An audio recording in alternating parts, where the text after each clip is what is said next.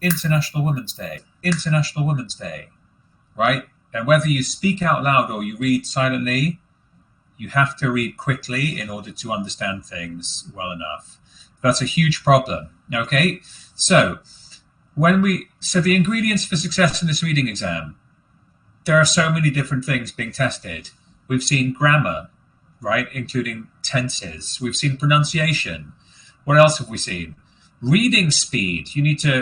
Vocabulary is I think, perhaps the single most important thing, right? To have a knowledge of all of those words. Vocabulary helps with everything. If you know the words, you can read them more quickly. Certainly reading fluency, reading comprehension. We have all sorts of things. So spelling, right, is another thing. So it's pretty difficult to prepare for because language is complex. And the best way, if your student, their English is pretty weak, and all they ever do is practice doing this test again and again and again, they might get a little bit better, but they've got to learn English. So they're much better off spending most of their time learning English, producing English, internalizing English, using English, and that way they learn the English.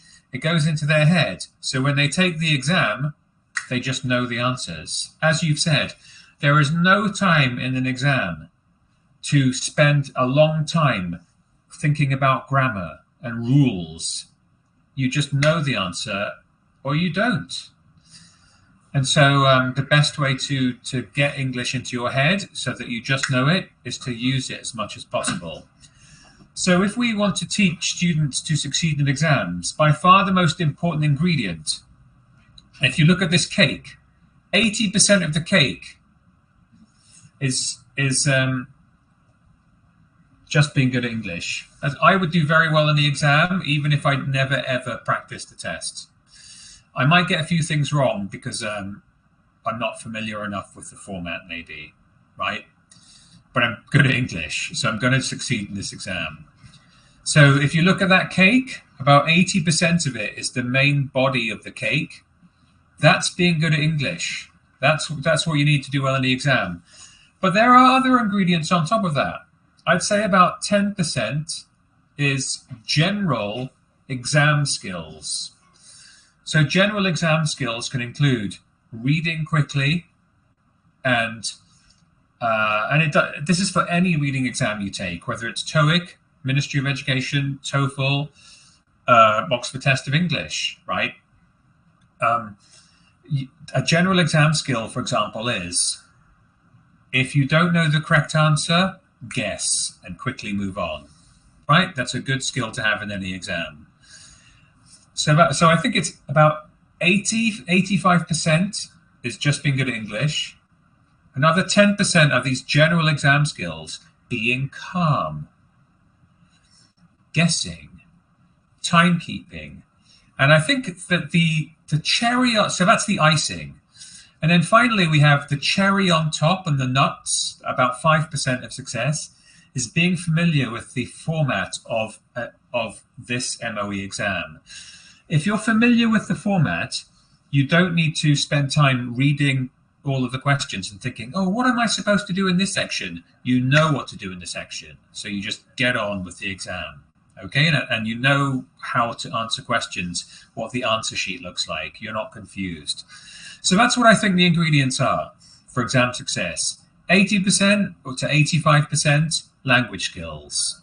So in this case, you've got reading skills, because we're talking about a reading exam. You've got vocabulary. You've got grammar.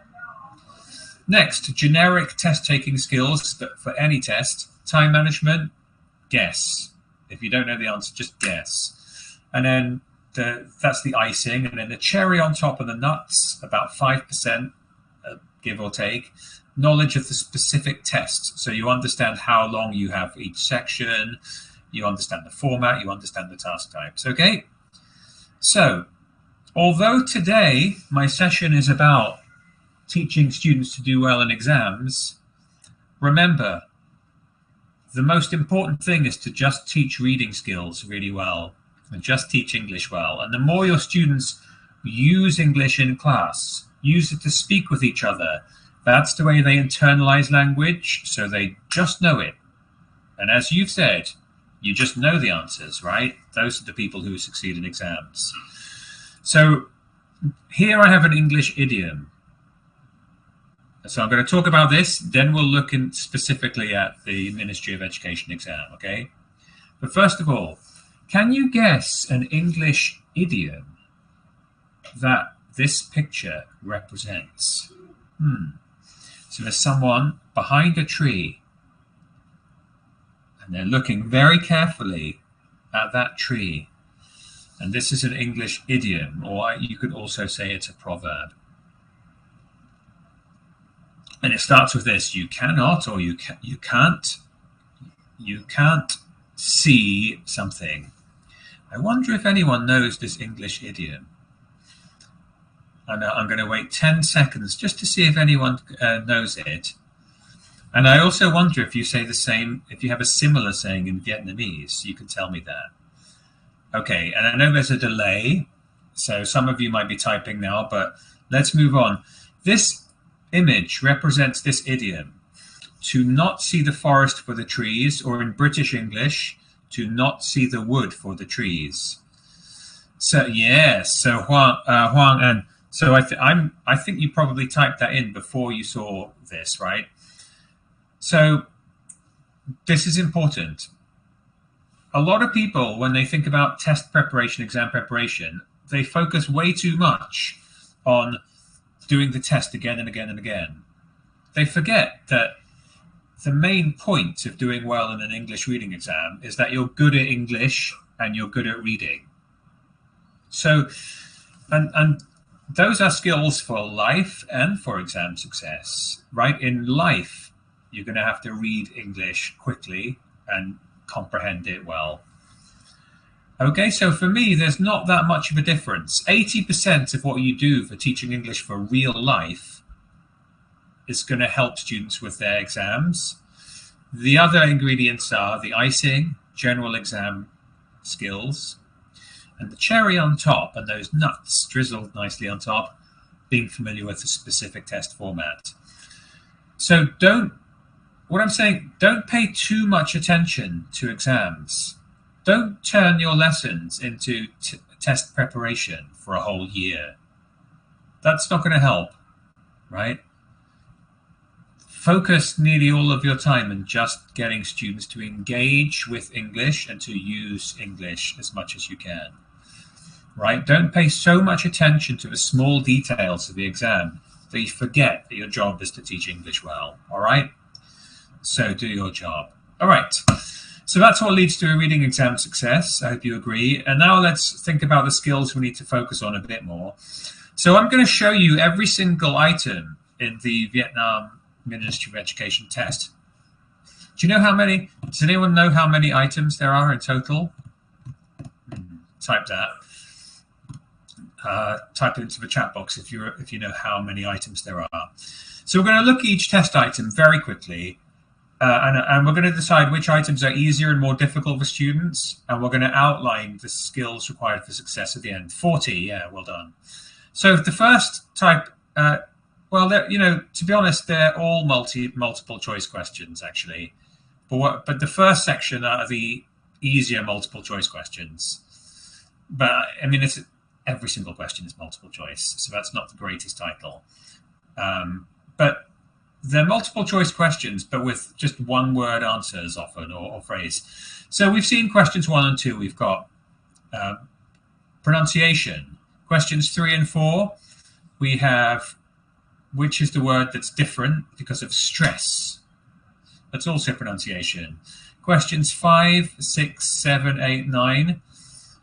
I'd say grammar, right? We have tenses. And if you look at question 7, we have comparatives, and the rest are tenses.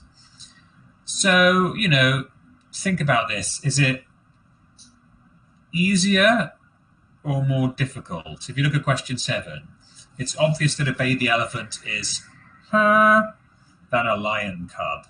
And we know the answer is heavier. and I just know it, right? I just have an instinct. And this one, maybe you can work out that it should be a comparative. So grammar rules do help a little bit here. But the thing about remembering grammar rules is too slow in an exam. You just need to know it. So yeah, a lot of grammar here.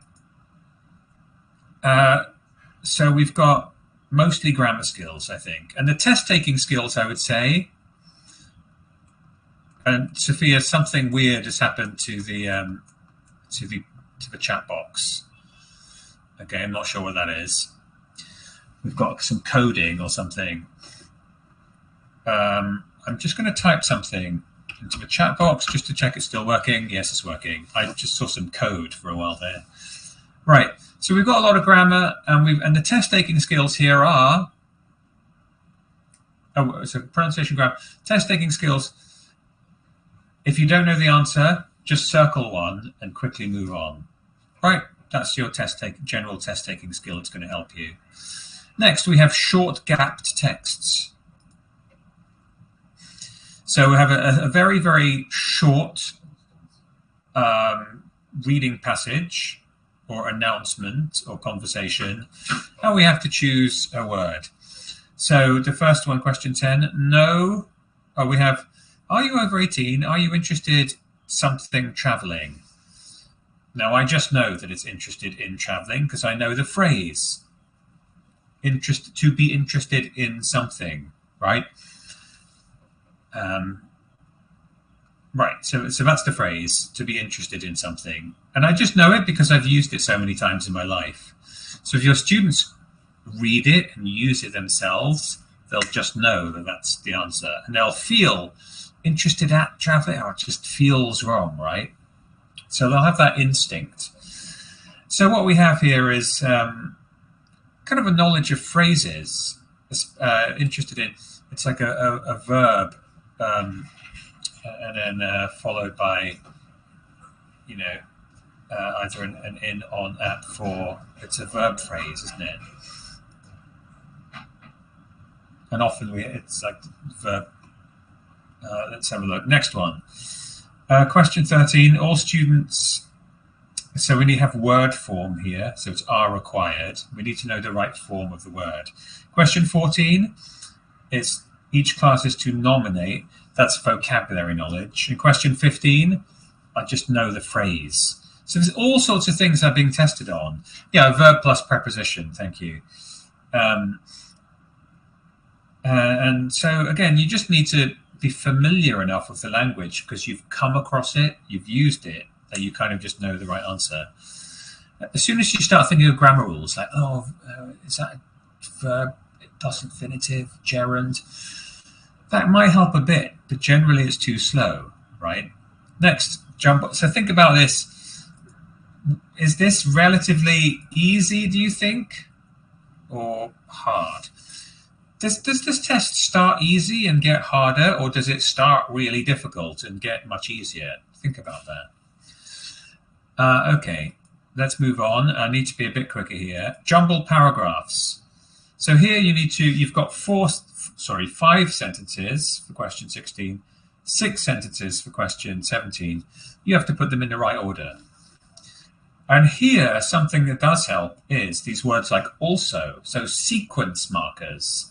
Also, additionally, firstly. So I know that the correct answer must start with firstly, right? It's a good, and so I'm looking for an answer choice with C at the start. So I narrow it down. C and D are my options.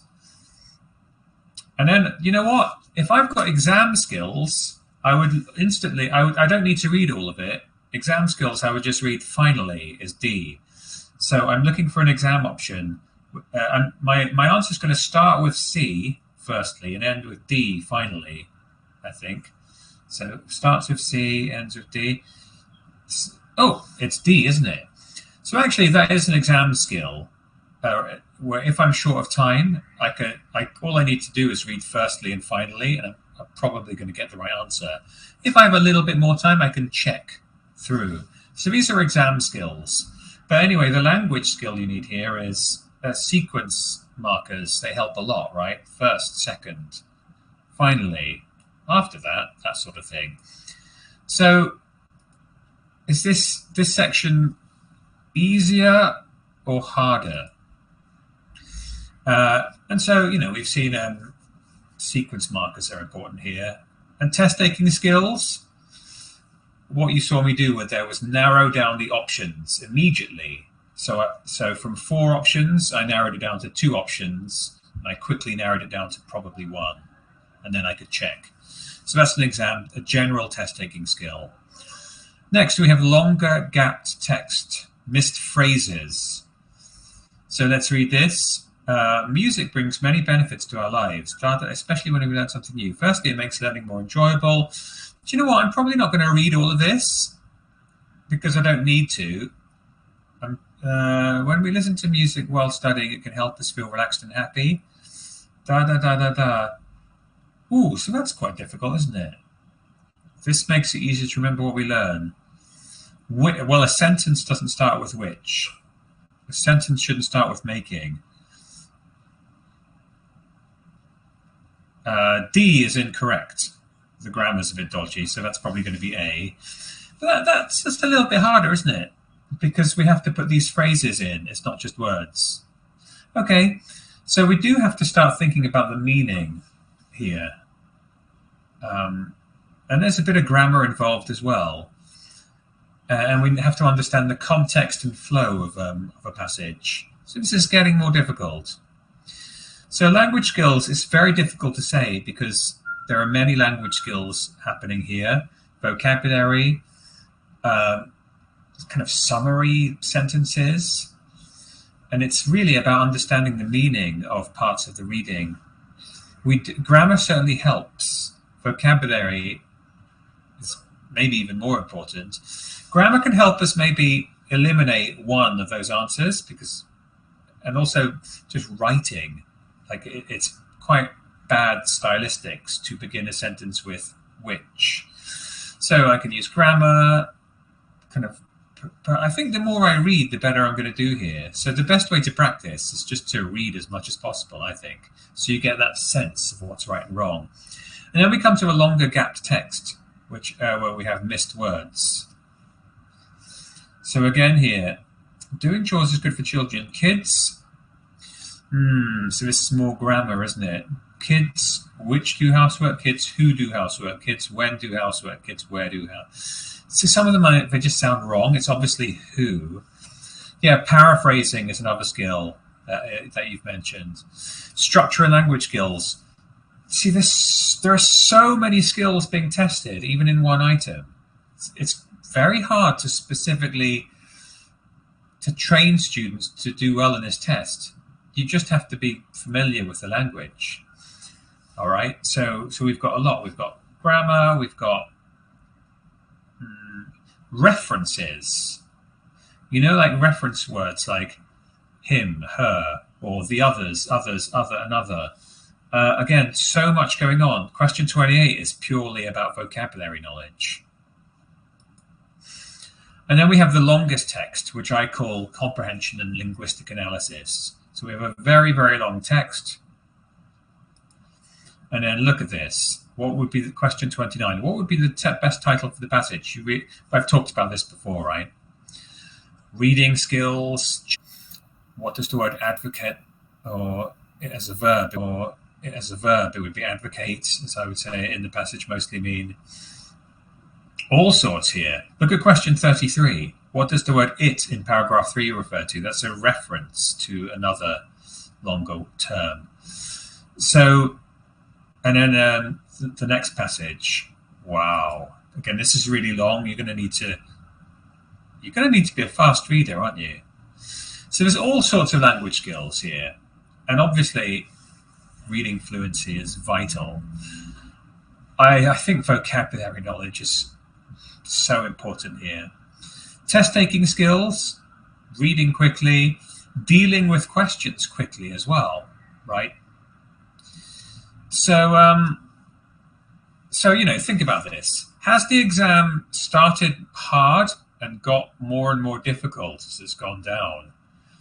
Or did it start with the difficult ones where you just choose one of the 4 words, and then get easier. Let's do a poll. Okay, on here you see.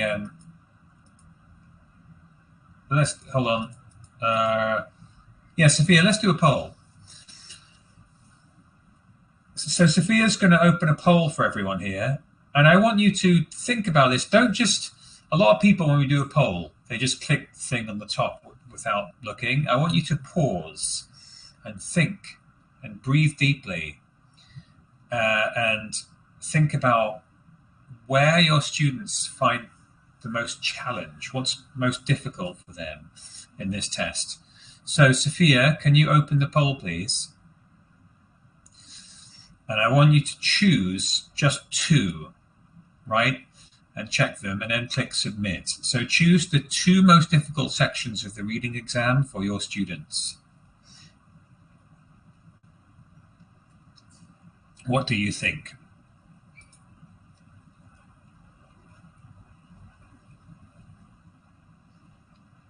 And I appreciate some of you have typed the letter in the chat box, but we've got a poll. And if you click in the poll, we'll get a much better picture of what you think.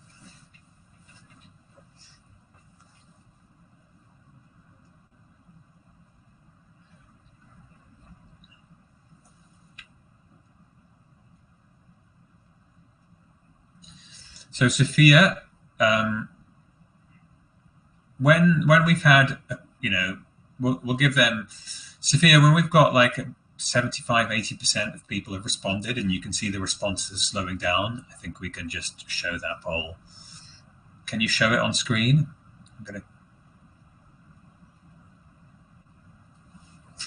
Interesting.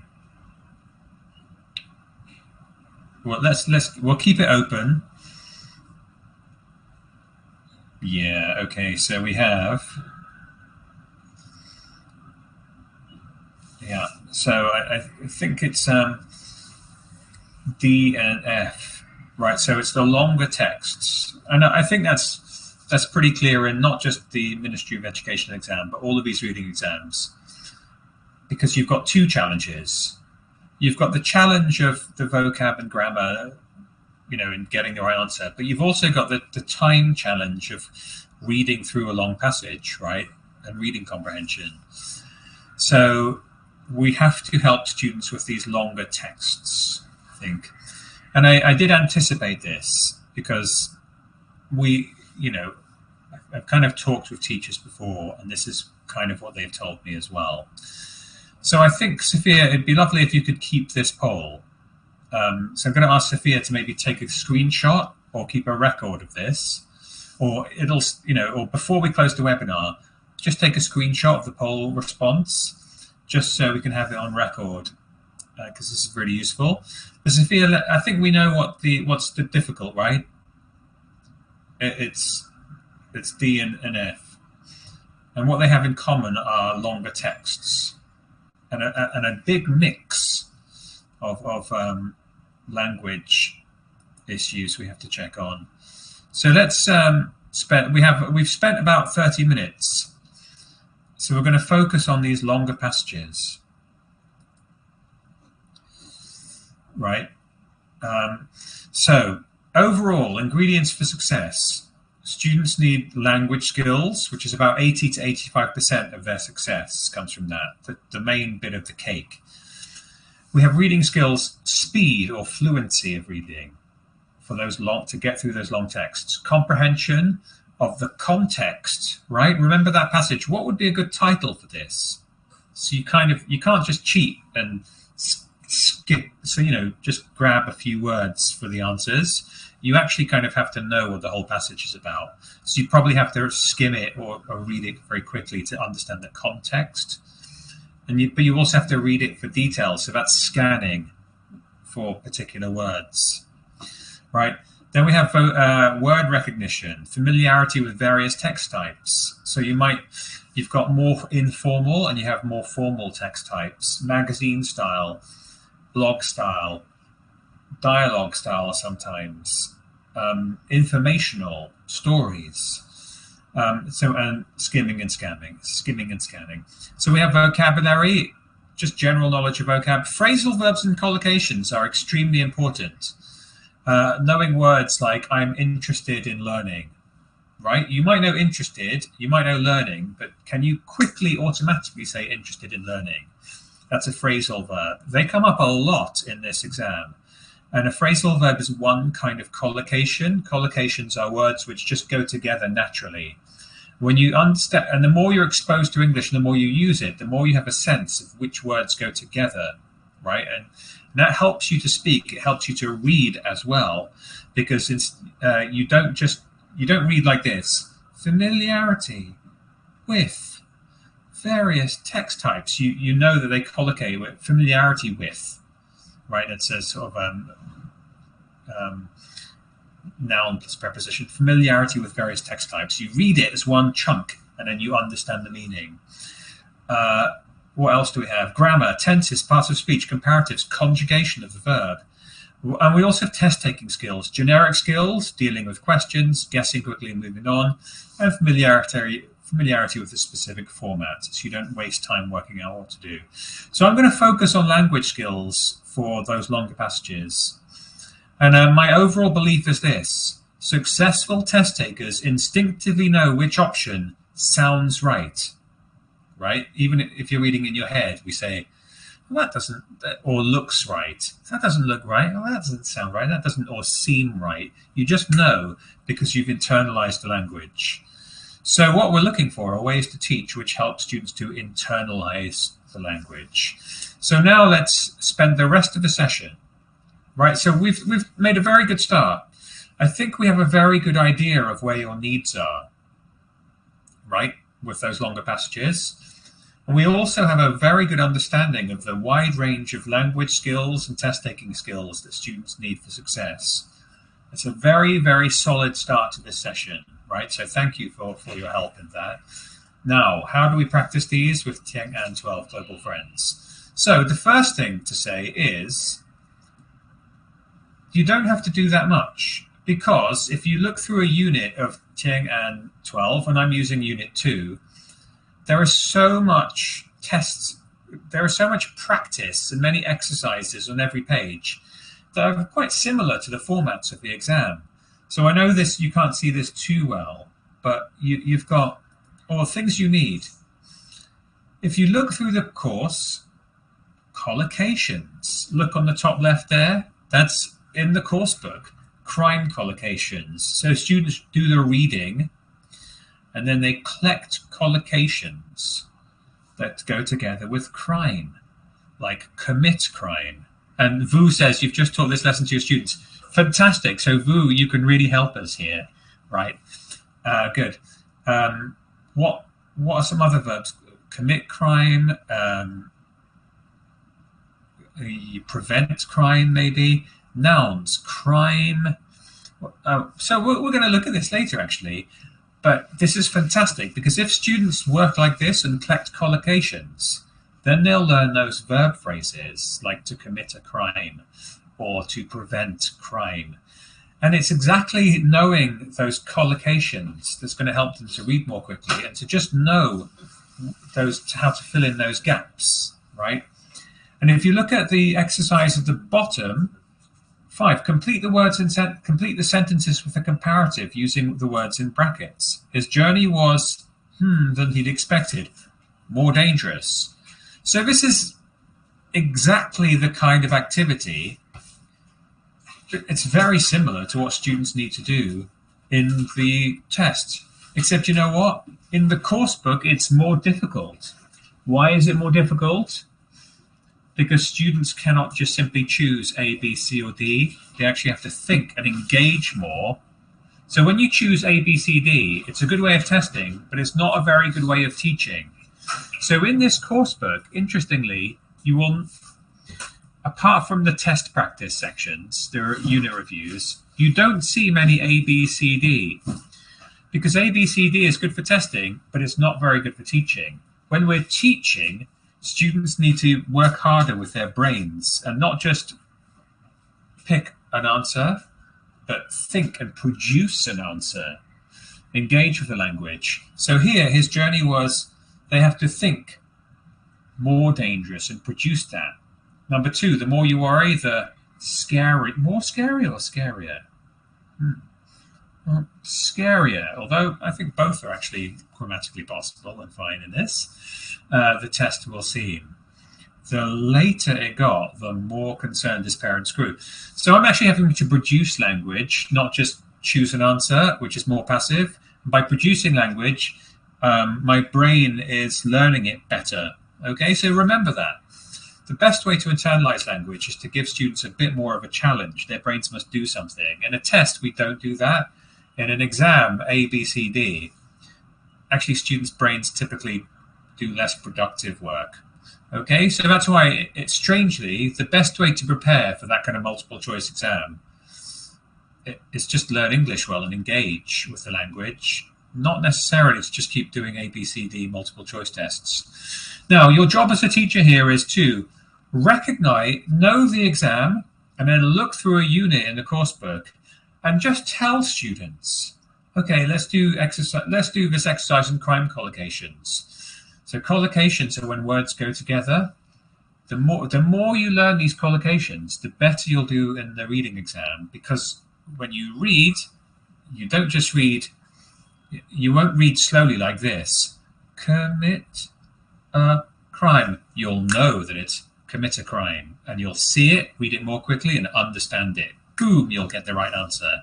So you just do teach English as normal, but you just tell students how what they're doing will help them in the exam. And the same with exercise 5. You say, look at exercise 5. You know, I bet you in the MOE reading exam, you will have to fill in the blanks, and you'll have to do grammar, like comparatives. So if you do well in this, it's going to really help you in the exam. So you see what I mean here? If you're aware of these little links of how the coursebook exercises help students in the exam, tell students that, and the students will thank you and think, okay. And for some students, it will motivate them more because they want to do well in the exams. Also, when they do the exam, they'll feel confident because they'll see the gap fills and think, oh, actually, in the coursebook, I did things more difficult than this because I didn't even see any options to choose from. Okay, so that's very basic, but it's quite powerful. Next, tip number 2 for teaching reading for exam success. I think collocations are really important. So my advice is for you to engage students with collocations to help them internalize the language so they automatically know it. So how can you do this? Messenger games, for example. A messenger game is, let's say we're in pairs. I'm a student. I have these phrases with one word as a blank. They're all collocations, right? My partner has the student book and can read the article. So we do a messenger game is like this. Something fewer crimes. Something fewer crimes starts with C. Something fewer crimes. And my partner has to practice scanning, also a skill we need in reading exams. Oh, fewer crimes. I have to scan for fewer crimes. Where is it? So I'm scanning for the word fewer. Oh, can anyone find it? Actually, I'm wondering, is it in this passage? Actually, it's not in this passage. Sorry, it's somewhere else. It's in a different section. I'll do another one. Let's see. Sorry, students will have the whole passage, which I showed you on the previous slide. So that answer's actually in the bigger reading section. What's another one though? Okay, change her colleagues something. Change her colleagues something. So I read that to my partner, and my partner scans and finds colleagues, behavior. Change her colleagues' behavior. So they read that aloud to me, and I write down behavior. So that's a messenger game where there's a gap. I have the question, the gap fill, and my partner can read, and then we can switch halfway through the exercise. Okay, it's called a messenger game, so we can do things like that. And the teacher's job is to pick out these kind of collocations, which are often verb phrases or phrasal verbs, if you like. Another thing we can do with phrasal verbs is a listening close. So, Sophia, can you play? So, can you get ready to play 1.19 audio track? So, on your whiteboard at the front of a class, maybe before the lesson, you quickly write down these phrases, collocations, with gaps. And if you want to help students, you can write the first and last letter. Or if you want to make it more challenging, don't write the first and last letter of the missing word. So I'm going to play this. I've mixed up the order. Let's see if we can fill in some of the gaps here. Go ahead, Sophia. I'm going to type anything. Lesson 2F. Brighter and safer. Dr. Melissa Bateson, a psychologist from Newcastle University, secretly conducted an experiment to see if she could change her colleagues' behaviour when it came to paying for their hot drinks. The teachers were expected to put money in a box in the staff room, but nobody controlled how much money each teacher gave. Dr. Bateson put a large picture of some flowers on the wall behind the box for a few weeks, and then replaced it with a picture of a pair of human eyes. At the end of the experiment, Dr. Bateson found that teachers paid almost 3 times more for their drinks when the picture of the eyes was on the wall. She concluded that we are programmed to respond to eyes, even pictures of eyes, and believed that her posters could help combat crime. During the 1960s and 70s, industrialized countries suffered an incredible crime wave, and violent crimes, such as muggings, increased at an alarming rate. Okay. What is more, Sophia, I've just paused that. Okay, so I've just paused it. And Sophia, I will let you know if I want you to do something, and or if I'll just do it. So I'm not going to play you the whole passage because we're just getting across ideas here. We're not students of English ourselves, right? So this is pretty tough. And remember, you can play the audio a bit more slowly than normal speed if you like. So, but students will likely have to listen like 2 or 3 times. And so the best way, I think, to do this kind of activity in class is do it in pairs. I find listening activities work really, really nicely if you get 2 students together in a pair. So maybe first each student tries to write as many of the missing words as possible. And then after they've listened once or twice, the students get together and compare. And I can copy something from you, and maybe I found something that you missed. You can copy with me. Then we both listen again together. And then after maybe 3 listenings, as a pair, we've got most of them. But the key here is we're focusing students' attention on these word combinations, collocations. All of these, I think, are phrasal verbs, right? And here, because we're working so hard with our brains to listen and then write and then read, and we're combining the skills together, I've got a great chance of internalizing these phrases, right? So that's a listening close. Another thing you can do is called stand up, sit down listening. By the way, don't do all of these things in one lesson. Just do 1 or 2 of these ideas, maybe per lesson. Thanks, Sophia. So here I've got those phrases. I'm going to read them from the top left and go right. Adopted the change, combat crime, deter crime. Let's go back into the middle. Cut crime, change her colleagues' behavior, committing fewer crimes. I'm going to go down. Programmed to respond. I'm going to go around like a clock now. Suffered an incredible crime wave. Conducted an experiment. Replaced it with a picture. Everyone, I want you to choose one phrase. Just choose one of them and have it in your head. Hold it in your head. Do you have it in your head? Now, in class, what the students do is they whisper to the person on their left and on their right what their phrase is. So, committing fewer crimes. There's only one rule in this activity. If the student next to me chose the same phrase, one of us has to change. So you're not allowed to choose the same phrase as a student sitting next to you, okay? That's the only rule. So all the students have chosen one phrase in their heads, and they've told their phrase to someone next to them, right? Now what you do is you say to your students, stand up, and you can do this if you like. And then you play the audio, and Sophia, get the audio ready. And the teacher says, all you have to do is listen for your phrase. When you hear your phrase, you can sit down. Of course, all the students really want to sit down, right? So Sophia, can you play this? And I'm going to put, I can't stand up, but I'm going to put my hand up. When I hear my phrase, I will put my hand down. But the students actually stand and sit. Lesson 2F. Brighter and safer. Dr. Melissa Bateson, a psychologist from Newcastle University, secretly conducted an experiment to see if she could change her colleagues' behaviour when it came to paying for their hot drinks.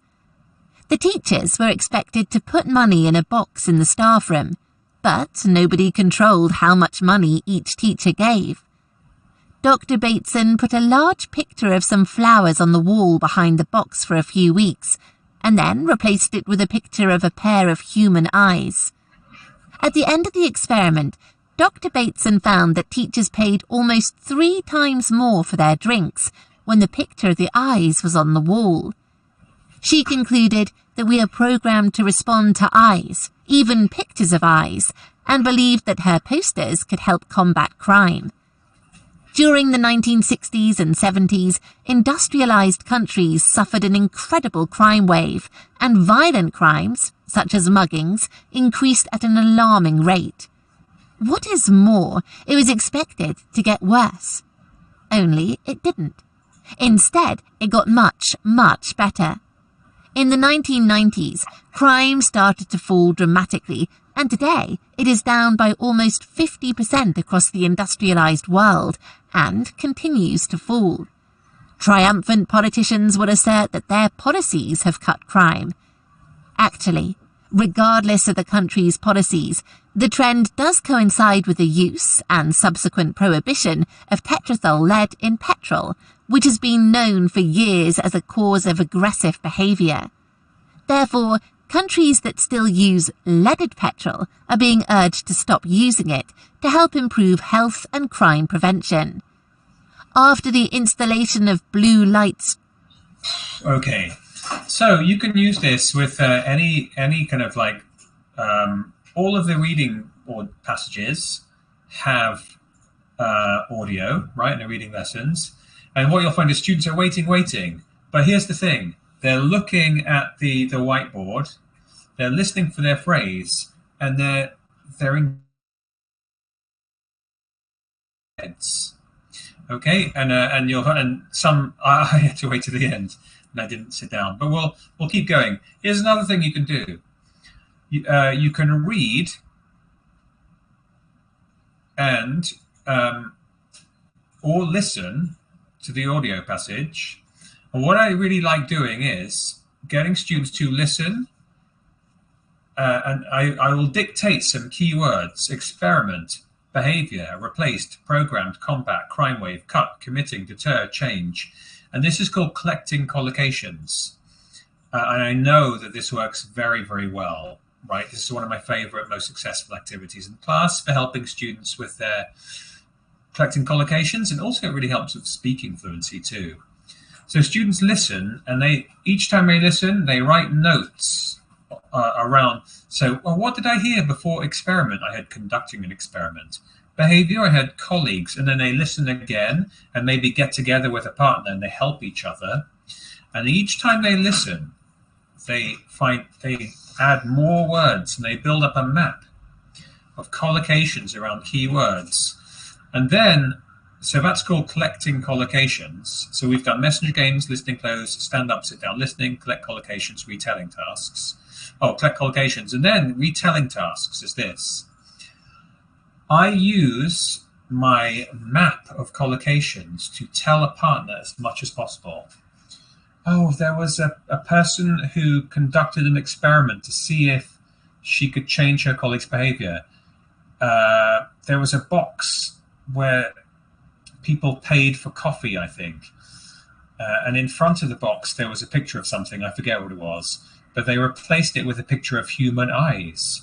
And the teachers put more money in the box to pay for coffee, right? And so this scientist said that we are programmed to respond to eyes. So you see how I can't remember everything, but I'm paraphrasing. I'm telling you information that I've read or listened to or both, and I'm able to use my notes and these collocations to tell a partner to retell the information from the text. Now, this is a seriously good activity because it helps students to speak at length, but it also gets them engaging with these verb phrases or any collocations you like. They're not all. And so I've listened to these phrases, I've maybe read them, I've written them down, and I've used them in speaking. I love these activities that use all four skills to support each other.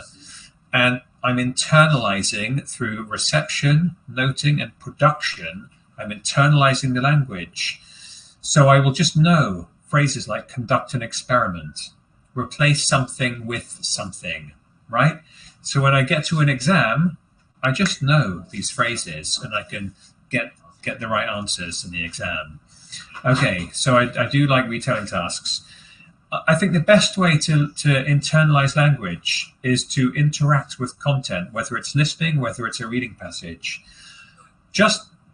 You've got to get students to do something, right? Do something active. When they interact with content, whether it's by taking notes or retelling information, they start to engage with it, or even just look at a phrase, listen for something, and then sit down when they hear their phrase. By interacting, they start to engage with the content and the language more. And the more students engage with content, the more that the language sticks in their heads. So you get this knowledge and skills transfer and retention. So, we think of ways to make language stick in students' brains to get them thinking. And that's going to internalize the language, and they'll do better in these exams because they just know the right answer. Okay, here's something else. Again, based around collocations. And again, we have verb phrases. Strengthen students' phonological processing and short-term memory. So instead of doing this, committing fewer crimes, conducted an experiment, that's kind of not how you remember verb phrases. If you want, it's not just words, it's an actual phrase, and you've got to say it like a phrase and internalize it like one chunk of language. So if you ask students to repeat after me, suffered an incredible crime, and the whole class, you know what they'll do? They'll do this, suffered an incredible crime. It doesn't stick in the brain. So you can introduce a pause, right? And it works like this. Sophia's going to help me here. I'm going to read out one of these phrases, and Sophia has to listen to everything. My accent, my pace, my intonation, my syllable stress, right? And she has to, and then when I finish, she will replay, like she's like pressing the replay button on an MP3. She's going to replay me hearing my voice saying that phrase. When I do this, Sophia's going to say the phrase just like me. You ready, Sophia? Ready, Mark. Please close your eyes. Okay. Suffered an incredible crime wave.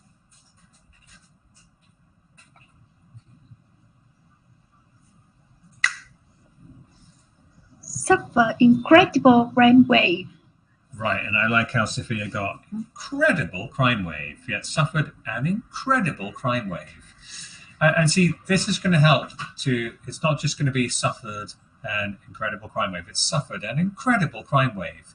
And when you internalize the pace and the stress, it just helps your reading and helps your speaking. We'll do one more, Sophia.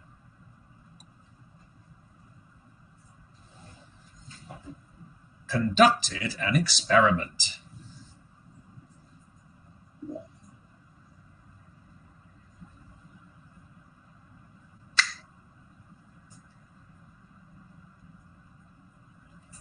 And Sophia, I can see your lips moving, but your microphone was off there. Again. Conducted an experiment. See, Sophia was really paying attention. So when you have to repeat something straight away with no pause, it's quite robotic. When you introduce a pause, the brain has to keep replaying the kind of on a phonological loop. Our brains are fantastic at recreating the sound. And then she said it very well, conducted an experiment, just like me. And so that's going to help her internalize it more, right? Thank you very much, Sophia. So that's a very quick thing you can do if you've got 1 or 2 minutes left in a lesson and it's not enough time to start a new activity. You could do something like this, right? It's a lovely little time filler, but it really helps. And then when students read conducted an experiment, they won't read conducted an experiment. They'll read it as one, conducted an experiment. If you get the fluency right, you get the intonation, the stress, it helps you to understand. Next, number 4, I have to crack on. Practice reading skills, so previewing. So before we read a passage, we can read the title. Brighter and safer, talk about it. What do we think it means?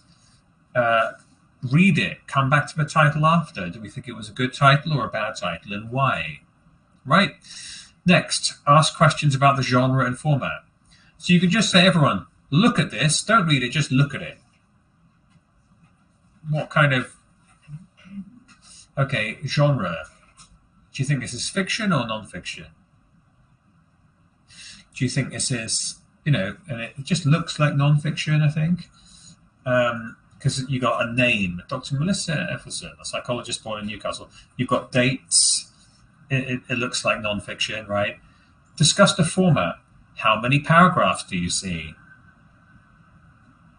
Oh, what are the paragraphs labeled in any way? Yes, they are. A, B, and C. Oh, so do you think this is a story? Just read the first sentence of each paragraph. I know you probably can't see this, but I'll do it. Dr. Melissa Bateson, a psychologist from Newcastle University, secretly conducted an experiment to see if she could change her colleagues' behavior when it came to paying for their hot drinks. Next, during the 1950s and 70s, industrialized countries suffered an incredible crime wave, and violent crimes such as muggings increased at an alarming rate. C. After the installation of blue light street lamps in Buchanan Street, the main shopping centre of Glasgow, Scotland, the local police felt that thieves were committing fewer crimes in Buchanan Street. Okay, so there are some tactics, and straight away my students will be able to tell me, okay, is it one continuous passage or kind of 3 separate paragraphs? It's 3 separate paragraphs, each one about a different thing. So why are they together? Because it's the theme of crime, right, and reducing crime. So we do have to kind of like get students to think about the structure.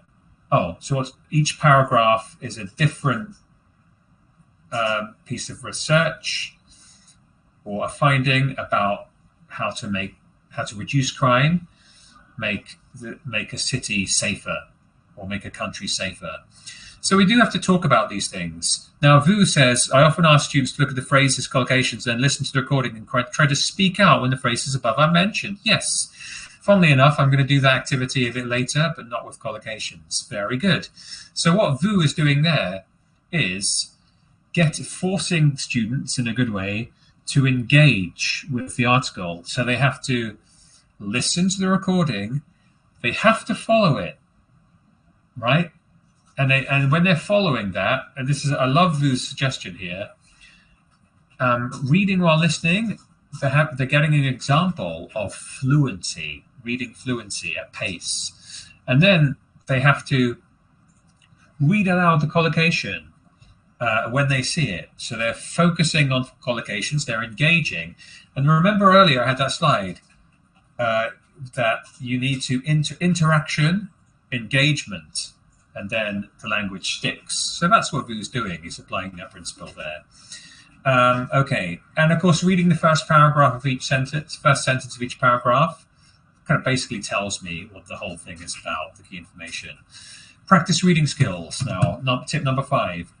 So you can there are lots of scanning activities. Sometimes to help with vocabulary, I say to students, you have 1 minute. I want you to find 5 words that you know and 5 new words or difficult words, and they do that.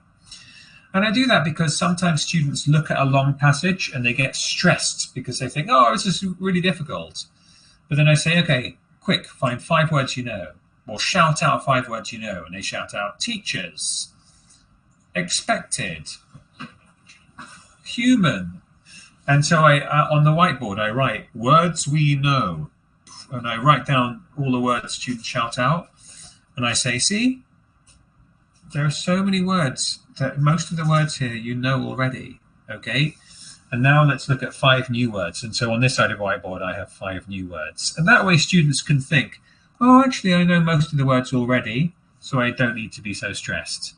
Okay, so that's something you can do. Next, you can scan for numbers and place names. I really enjoy doing this because in those exams, a lot of key information is to do with place names, proper nouns. So place names, you tell students their eyes must look for capital letters. Maybe sometimes strange words like Buchanan Street, Glasgow, right? Numbers, 1990s, 1970s. There aren't too many numbers in this one, so I probably wouldn't get them to scan for numbers in this particular passage. Often there are. So you can scan for those things. You can also scan for a word. How many times do you see the word crime? Would be another kind of scanning activity here. And you should time it. Give them like a minute or 2 to just find those words. Next, gap fills. So play around with gap fill exercises. There are many gap fill exercises in the student book, but you can make your own. So one way you can bring a gap fill to life and make it a bit, maybe, add some variety to your teaching is a coughing dictation. So what you do in a coughing dictation is instead of saying, everyone open your books, look at exercise 4, key phrases, please fill in the gaps. You can do that, or you can do it like this. Or do you know what? Let's do another. You can make your own coughing dictation. Like let's do a shorter passage. So the students have their books closed, and I say, before we open our books, I'm going to read a passage to you, a short passage. Okay, and and some sentences I'm going to dictate them, which means you have to write down everything I say. So you ready? Let's do this sentence.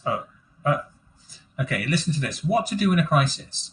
Whenever you face a stressful situation, your brain sends alarm signals to your body and causes your heart to beat faster and your muscles to tense in preparation for immediate action.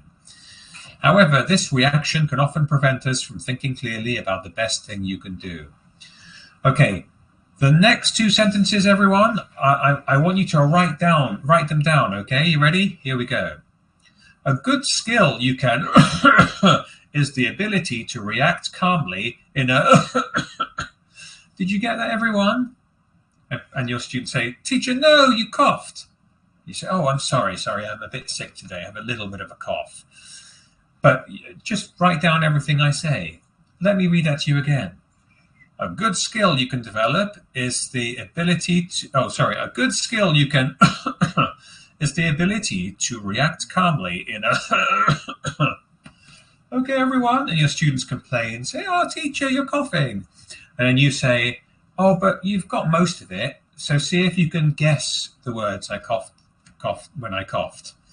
And so your students, basically, it's a fun way of making a fill in the blanks, right? A good skill you can is the ability to react calmly in a And you can make it as easy or as difficult as you want to. If that's way too difficult, just do this. Make it easier. A good skill you develop is the ability to react calmly a crisis, right? You can cough on easier words. Up to you. And again, how will this help students in the reading exam? in a crisis.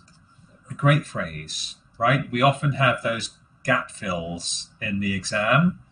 Where is it in a crisis, on a crisis, for a crisis?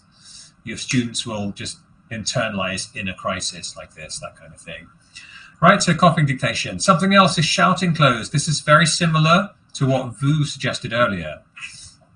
So this won't work perfectly in a webinar because there's a time gap between me here in Taiwan and everyone in Vietnam. But I'll still try and demonstrate it with Sophia. So what you say to your class is, everyone open your books, right? And they can check their coughing dictation, see if they got it right. And then you can do a shouting close. So Sophia, if you come on the camera. Oh, actually, yeah, we can do this one now.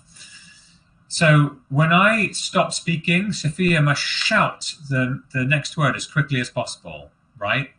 So that means she has to follow me very carefully. You can also do this with the audio track and just play the audio track and pause it.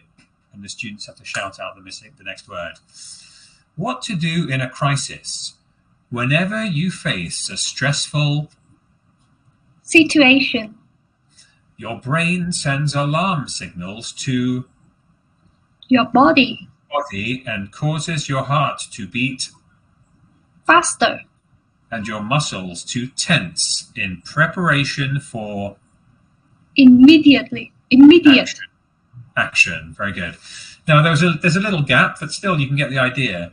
If your students' reading is not fluent enough and they're not following you or following the audio, they'll be too slow.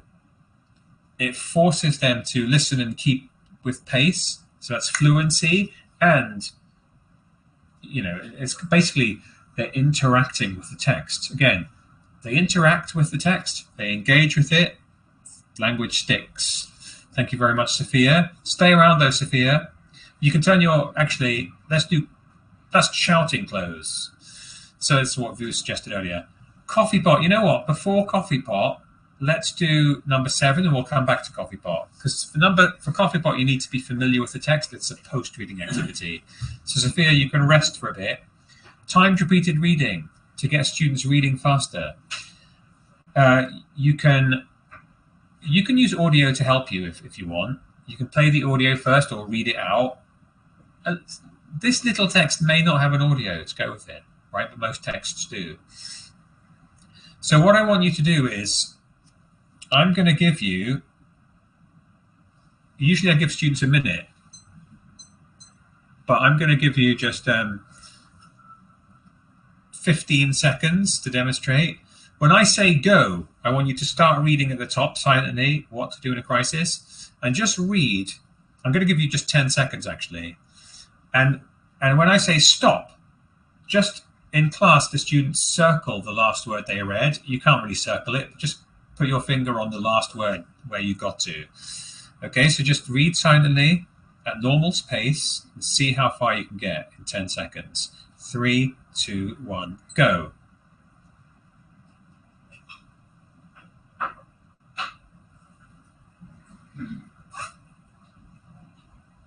Stop. Right, so that was exactly 10 seconds, 0.05. What word did you get to? Remember it. In class, students circle it. Now let's start again. Go back to the top. And when I say go, do exactly the same thing. But this time, hopefully, you'll get a little further. 3, 2, 1, go.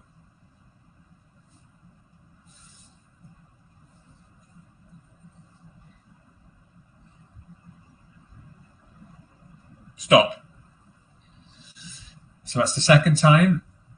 Now the students circle the final word they got to, and you can just remember it. And we'll go one more time. Again, go back to the top. Same again. 3, 2, 1, go.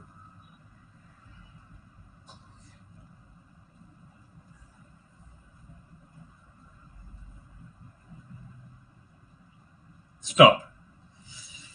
So the students circle the final word they got to. And did you find that you got a little bit further each time? Your students will. About 90% of cases, your students will. and they can get much further, right? And this is a very useful thing to do with longer or medium length reading passages.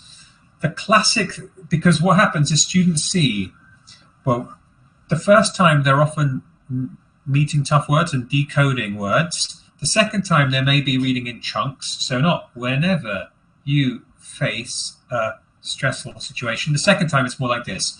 Whenever you face a stressful situation. The third time it's whenever you face a stressful situation. You're reading in chunks. And you can tell students that if you want to do well in exams, you need to read more quickly. But also, when you read more quickly, your comprehension goes up. Many students think incorrectly that to do well in comprehension, you need to read very slowly. Actually, it doesn't work like that, because if you do that, your brains process words, but you don't put them together to figure out the general meaning, right? When you read a phrase at a time in chunks, you put them together, you put the words together into units of meaning, and then you understand the whole context much better. So it's a way of training students to read more quickly. For shorter passages, give your students maybe 30 seconds and see if they can get... Oh, there's two ways you can do it. If they've got little stopwatches, they can read the whole thing once and see how long they took, and then try and read it again and see how much time they can take off, right? Or the other thing you can do is, and this is my favorite, give your students 1 minute. Stop, circle the last word you got to, and then give them another minute and then another minute. Why 1 minute? Because it gives you your WPM. Your WPM is your words per minute. It's a rate, it's your reading rate. There's a link. If students have a words per minute reading of under like 80 or probably under 100, they will never do well in reading in real life or in exams because they're reading too slowly. And it's very difficult to enjoy reading if you read slowly. It's painful. It's torture, everyone, right? But if you read more quickly, if your reading rate's above, say, 180 or 200, you read more quickly, it's more fun, you read for meaning, and you're going to do better in real life and in exams. So something you can do is get your students to keep a record of their WPM. How many words can they read in a minute?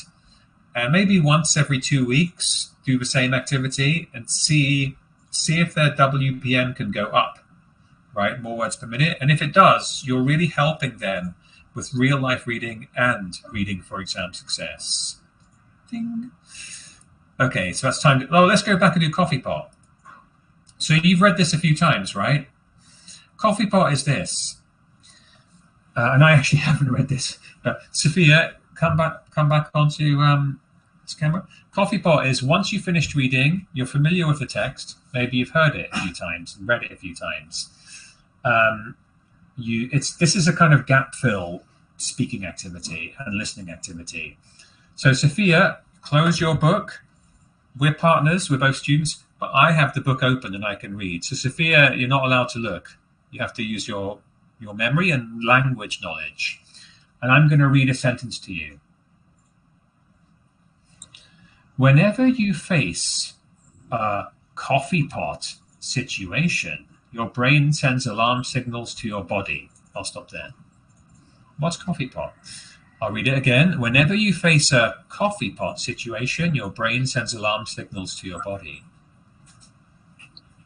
The coffee pot is stressful.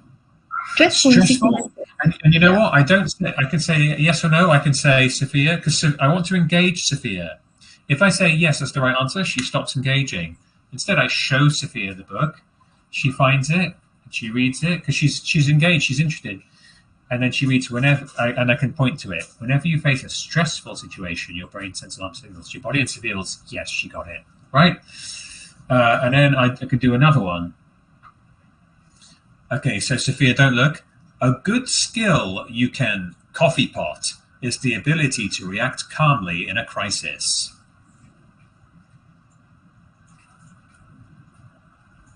I guess the coffee pot here is you can develop, not the coffee pot. Now, this is fantastic because Sophia she can't remember it exactly, right? So she's not only using her memory, she's actually using her language knowledge here, right, to fill in the gap, right?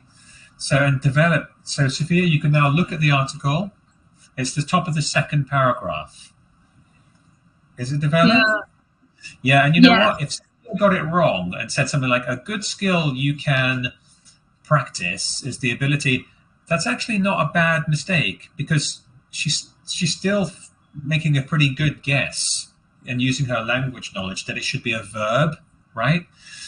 And then she'll look and think, oh yeah, develop. And this constant engagement with the text is what helps her to internalize language, which, as we've said, is so important. And then, of course, I can do a few and then switch roles. Sophia will get the book and I will listen to her sentences. So we're making gap fills, and we're using communicative activities to internalize language. We don't need to do that though, Sophia. I haven't read the text anyway, so it's too difficult for me. Thanks, Sophia. Okay, we've got 5 minutes, so I need to kind of finish up here. And Sophia, I don't have time to look in the Q&A tab, but if there are any questions, you can pull them out at the end. I'm going to whiz through them. Once you've finished the reading, do a targeted post-reading practice. Consolidate vocabulary. So ask students to note down 3 words they want to remember. Coffee pot we've done, which is meaning from context. That's an exam skill, right? Recalling activities. So a recalling activity, for example, is, here are those crime collocations. Remember them. We have cut crime, deter crime, combat crime, commit crime, nouns, crime prevention, crime wave, and adjectives, recorded crime, petty crime, violent crime. I'm going to give you, in class, I say to students, remember all of this, and they're remembering it. Guys, you have 10 seconds. I want you to look at that. I want you to look at that mind map and remember everything.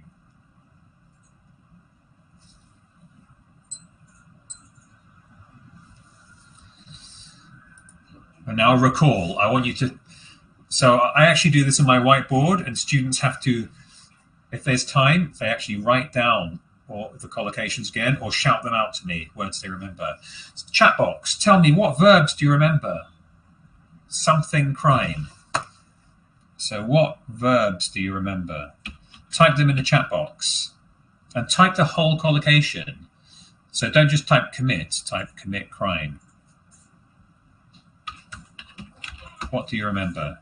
So yeah, vous, deter, commit. And I ask my students to actually write the whole collocation, because if you write combat, yeah, it's better if you write commit crime, violent crime, because you're using the whole collocation or verb phrase, and that helps the students to internalize it, right? So the act of actually writing deter crime, combat crime, very good. How about nouns and so on? So just this act of memorizing and then recalling helps to internalize these collocations. What else? Building fluency, group reading, taking bigger turns. I've got very little time. I'm going to have to really quickly describe this. You get 3 students together and they read it out loud to each other, taking turns. Student A reads 1 sentence, student B reads 1 sentence, student C reads the next sentence, and then student A reads the next sentence, student B reads the next sentence, student C reads the next sentence, and then student A reads the next sentence until they finish everything. Next time, it's the same again, but this time they read 2 sentences.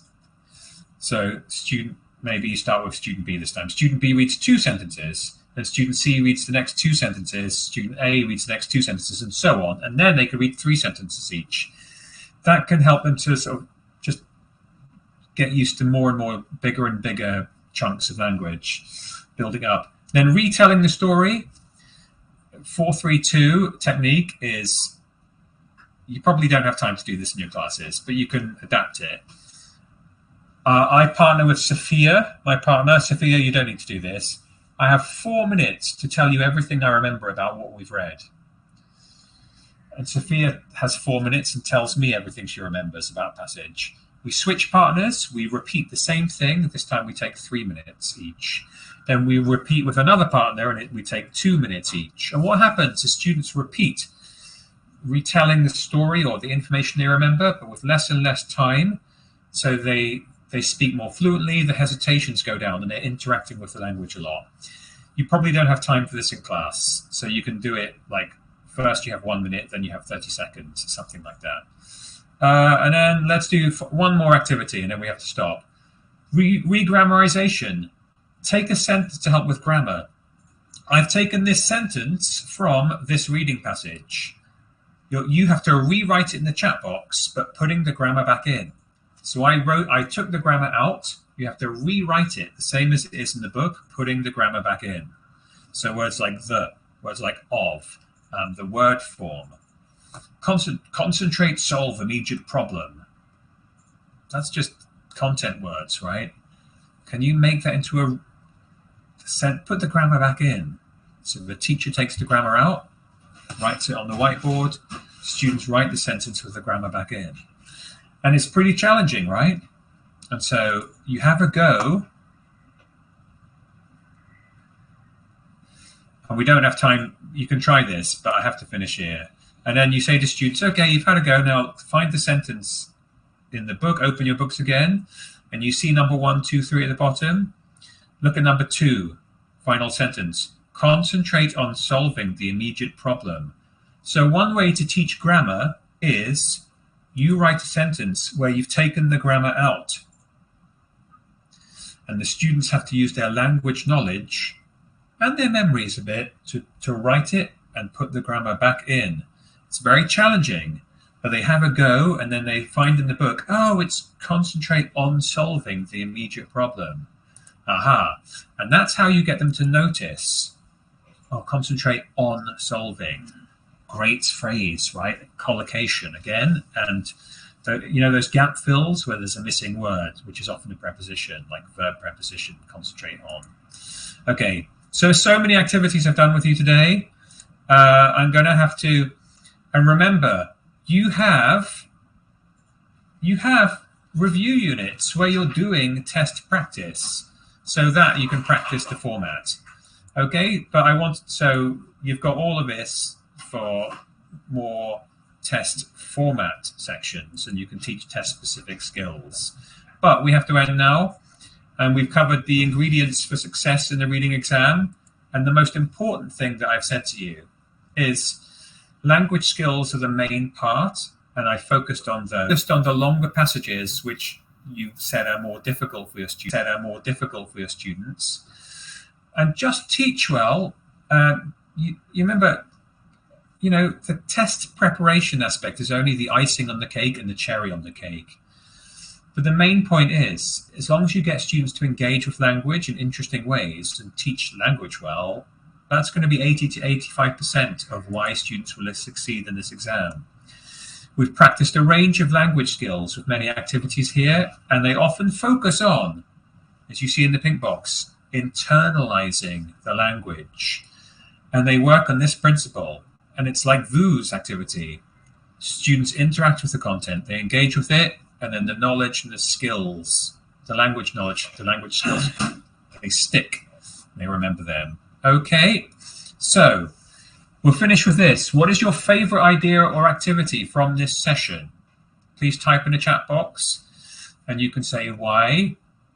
And as you type your favorite idea or activity from this session, I'd be fascinated to know what that is. Why? As you type that, and there's a delay coming in, I just want to say thank you, right? And I hope that you've seen many ways that you can teach reading for exam success, but it doesn't mean a lesson has to become a test preparation lesson.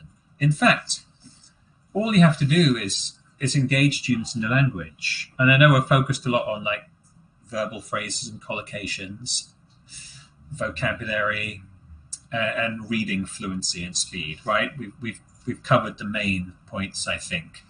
So hopefully I'll see your favorite ideas or activities from this session. So Nya says techniques for teaching reading. Bin says, the one repeated reading, and it's so easy, you don't have to prepare anything. Ring says strategies for teaching reading skills. And Vu says, many techniques you show encourage me a lot. Thanks for your sharing. That's correct. Messenger Game, says one. Bao says, I love the stand-up, sit-down listening. Thank you very much for that comment. Okay, so this is. I'm glad that this is helpful. And timed repeated reading, says Nya. So lots of things there that you've taken away from this session. And thank you all very, very much. Sophia, any questions that you'd like me to answer? But I think we've run out of time there. We just have one question. If you can go to the priority tab. Okay, if there's time. So, and how do I say the name of this teacher? Is it Quan or Quan? Okay. Yes. My students are very lazy when it comes to reading, and when there are words they don't understand, they just give up. Should I ask them to keep a dictionary at all time? Well, here's the thing. Today we're focusing on language practice, right? We're focusing on exam success. In an exam, students won't have time to look up a dictionary. So it's useful to keep a dictionary, but the main problem here is motivation and laziness, right?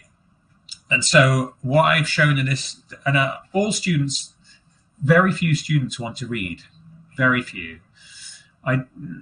Most students and most people would rather just have fun and play and not have to listen, read a kind of long passage in a language which is like pretty difficult for them. So it's understandable. So what's going to motivate them is I think interacting with the content.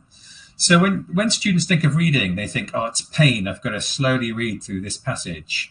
A lot of the activities I've done, pick a phrase, stand up, listen for your phrase. When you hear it, sit down.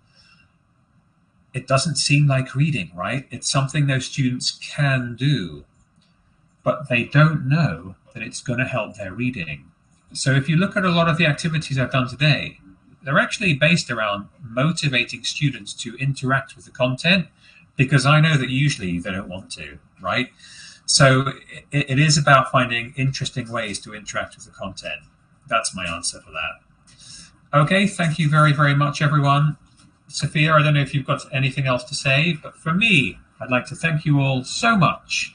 And I wish you all a fantastic rest of the week and then a great weekend ahead. Bye, everyone.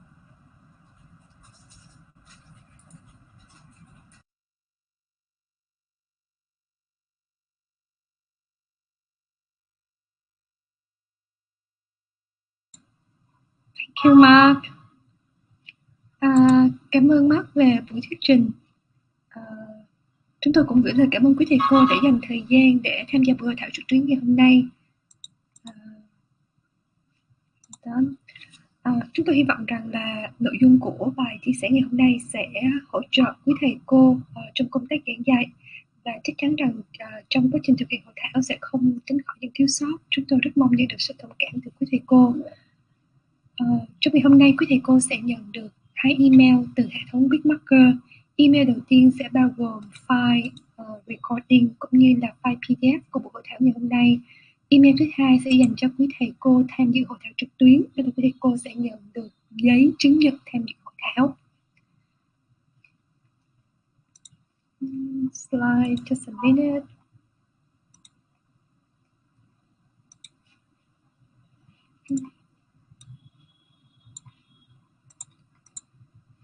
Phản hồi của quý thầy cô rất quan trọng để chúng tôi có thể hoàn thiện và đem lại những trải nghiệm tốt nhất đến với quý thầy cô trong các buổi hội thảo trực tuyến sắp tới. Rất mong quý thầy cô sẽ dành ít phút để hoàn thành link khảo sát, và tôi sẽ show trên màn hình ngay lúc này. Quý thầy cô có thể click vào phần pop-up offer đang hiện ở trên màn hình. Phòng hội thảo sẽ được duy trì trong vòng 3 phút tiếp theo. Một lần nữa xin cảm ơn quý thầy cô đã tham dự. Chúc quý thầy cô thật nhiều sức khỏe và ước mong sẽ được đón tiếp quý thầy cô ở các buổi hội thảo trực tuyến tiếp theo của nhà xuất bản Fox. Xin chào và tạm biệt.